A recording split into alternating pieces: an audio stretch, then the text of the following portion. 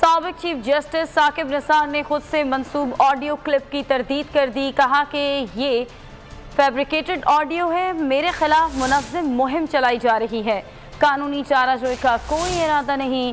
साकिब निसार से मंसूब ऑडियो में कहा गया था कि इमरान खान की जगह बनाने के लिए नवाज शरीफ और मरियम नवाज को सजा देना होगी।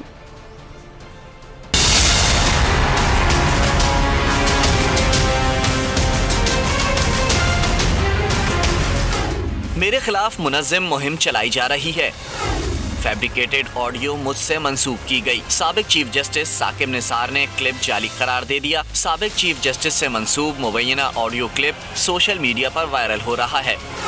क्लिप में कहा गया है, इमरान खान को लाने के लिए नवाज शरीफ और मरियम नवाज को सजा देना होगी।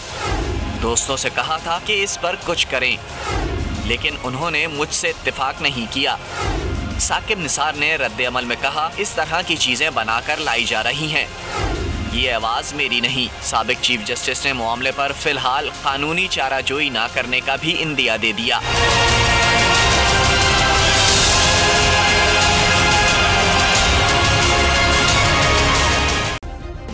सब्सक्राइब करें और बेल दबाएं ताकि कोई खबर रह न जाए।